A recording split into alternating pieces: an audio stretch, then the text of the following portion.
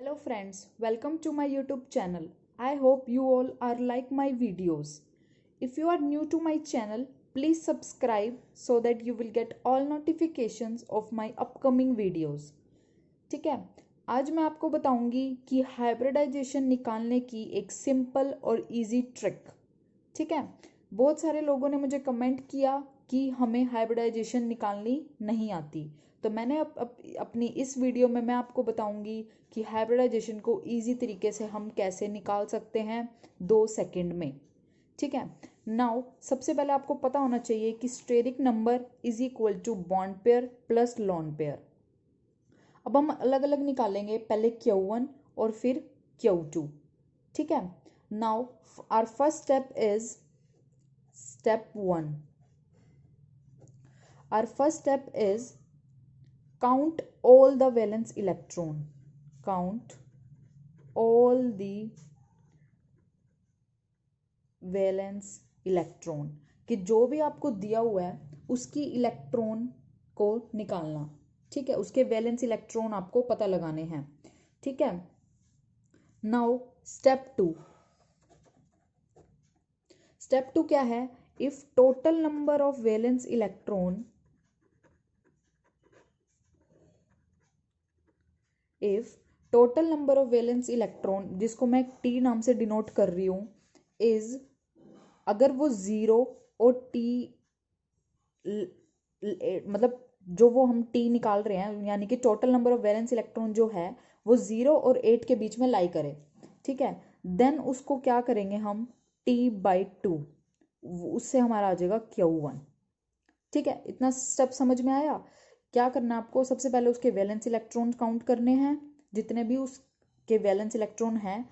उस valence electron को T नाम देके, या टी कुछ भी, मतलब जो भी है वो वैलेंस इलेक्ट्रॉन, आपको सीधा देखना है कि अगर वो 0 से 8 के बीच में लाई कर रहा है तो उसको 2 से डिवाइड कर दो, वो तो आपका आ जाएगा बॉन्ड पेयर। ठीक है, नाउ स्टेप 3। स्टेप 3 इज, एक मैं आपको, हाँ यहाँ पे एक स्टेप बताना भूल गई, चलो वो स्टेप 3 मैं उसको नाम दे देती हूँ कि अगर इफ टी 8 से बड़ा आता है, ठीक है, तो आपको क्या करना है, उस टी को 8 से डिवाइड कर देना है, वो आपका Q1 आ जाएगा। ठीक है, तो ये स्टेप 1 में आपका 0 और 8 के बीच में लाई कर रहा है तो 2 से डिवाइड करना है, और अगर टी से बड़ा है तो उसको 8 से ही डिवाइड करना है, तो वो हमारा क्या हो जाएगा, Q1, यानी कि बॉन्ड पेयर। ठीक है, अब उसके बाद है step 3। Step 4। Step 4 is, in case of any remainder, divide remainder by 2। ठीक है, तो उसको हम कहेंगे Q2। मतलब अगर आपका कोई भी रिमाइंडर आ रहा है, उसको, अगर आपने जैसे ये करा ना, अगर आपका 2 रिमाइंडर कोई आ रहा है तो उसको हम कहेंगे Q2, यानी कि वो हो जाएगा हमारा लोन पेयर। ठीक है, अब मैं आपको एक बताती हूँ कि आपको स्टेरिक नंबर अगर आपका आता है 2, 3, 4, 5, 6, 7, ठीक है, और आपको हाइब्रिडाइजेशन बतानी है।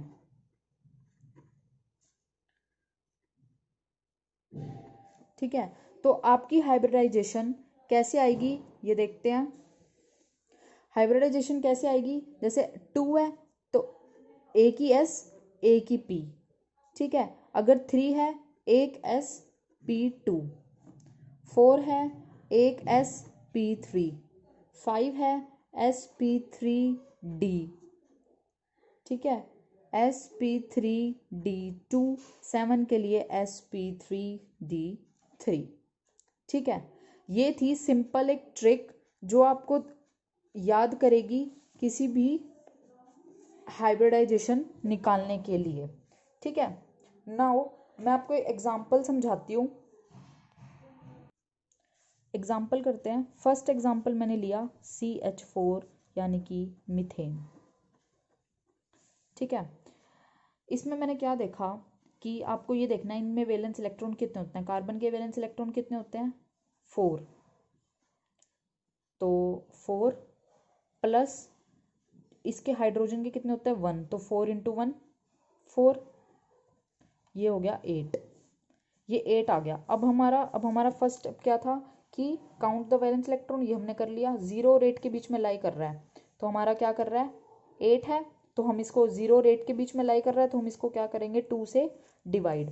अब मैं आपको करके दिखाती हूँ कि आपको कैसे करना है। ये देखो, आपने 2 से डिवाइड करा, 2 4 द 8, ठीक है। रिमाइंडर कुछ नहीं आया, 0 आया रिमाइंडर, तो ये 4 क्या हो गया हमारा Q1, Q1 तो हो गया हमारा 4।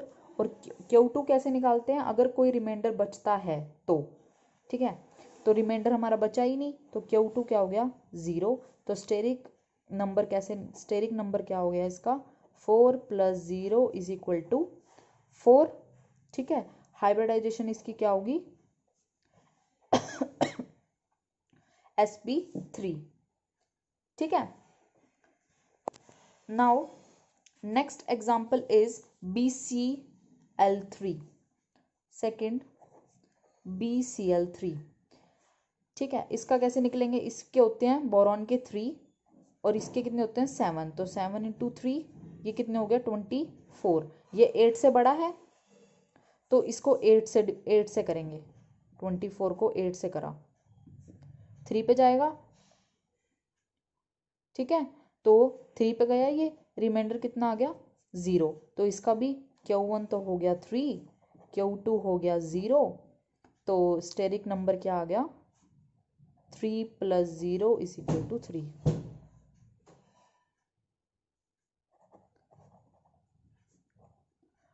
इसकी हाइब्रिडाइजेशन क्या होगी sp2, ठीक है। समझ आ रहा है, ठीक है।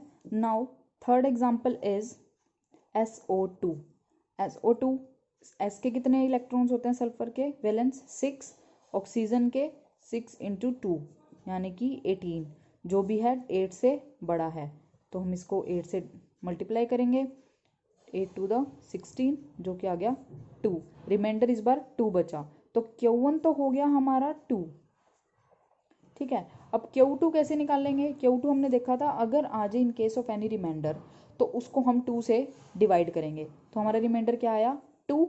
अब इसको 2 से ही डिवाइड करेंगे, क्या आ गया 1, Q2 आ गया, तो स्टेरिक नंबर क्या आ गया 2 + 1 यानी कि 3, ठीक है। ये 3 आ गया इसका स्टेरिक नंबर, तो इसकी हाइब्रिडाइजेशन कितनी होगी sp2, ठीक है। आई होप आपको एग्जाम्पल समझ में आ रहे हैं। Now next example is NCl3, ठीक है। NCl3, इसमें कितने होते हैं इलेक्ट्रॉन्स 5 + 7 इंटू 3 यानी कि 26। अब 26 को ये बड़ा है 8 से, 3 पे जाएगा 24, रिमाइंडर आ गया, तो Q1 तो हो गया हमारा 3, Q2 2 आया दोबारा से, इसको 2 से डिवाइड करेंगे यानी कि 1, तो स्टेरिक नंबर हमारा आ गया, क्या आया स्टेरिक नंबर 3 + 1 = 4, ठीक है। अगर 4 आया तो इसकी हाइब्रिडाइजेशन कितनी होगी sp3, ठीक है, ठीक है। आपको आया समझ में,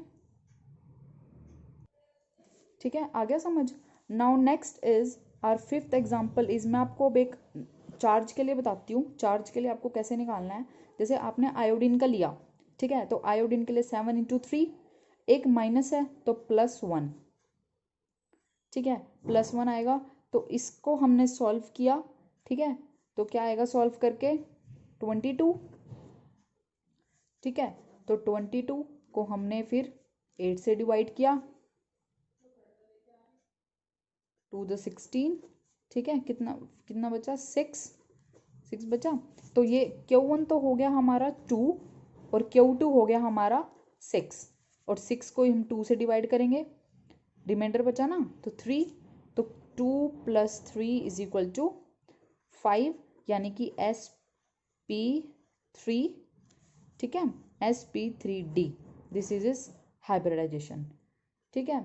आप आई होप आपको समझ में आया है। मैं आपको एक बार दोबारा से बताती हूँ ताकि आप अपने लिख सकें इस चीज़ को। देखिए दोबारा से कि मैंने आपको बताया कि हम एक हाइब्रिडाइजेशन की ट्रिक निकाल रहे हैं। सबसे पहले स्टेरिक नंबर हमें निकालना है उसका Q1 प्लस Q2। अगर स्टेरिक नंबर हमें पता होगा तो हम उसके हाइब्रिडाइजेशन आराम से निकाल सकते हैं। स्टेप 1 क्या है? Count all the valence electron. हमें सबसे पहले उसके वैलेंस इलेक्ट्रॉन पता होने चाहिए। स्टेप 2, अगर वो वैलेंस इलेक्ट्रॉन जो भी हमारा नंबर आएगा वो 0 और 8 के बीच में लाई कर रहा है तो उसको हम 2 से डिवाइड करेंगे। अगर वो 8 से बड़ा है तो हम उसको 8 से डिवाइड करेंगे। अगर इन केस उनके बीच में कोई रिमाइंडर आता है तो हम उसको 2 से डिवाइड करेंगे, तो वो हमारा Q2 हो जाएगा। नहीं तो क्या होगा, वो एज इट इज़ वो हमारा Q2 क्या हो जाएगा? 0, अगर कोई रिमाइंडर नहीं आ रहा तो। ठीक है, आप इसे नोट कर लीजिए। उसके बाद है ये स्टेरिक नंबर 2, 3, 4, 5, 6, 7। मैंने आपको यहाँ पे सबकी हाइब्रिडाइजेशन लिख दी है। अगर आपका स्टेरिक नंबर इसमें आता है तो आपकी इनकी ये हाइब्रिडाइजेशन होगी। ठीक है, नाउ फिर मैंने आपको एग्जांपल्स बताए। First is methane.